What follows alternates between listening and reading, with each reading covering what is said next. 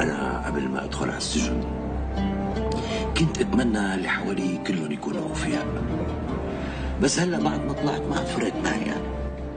أوفياء، خونة، كلاب، ما في مشكلة طالما أنا عم بدفع وأنا عم بقبضوا.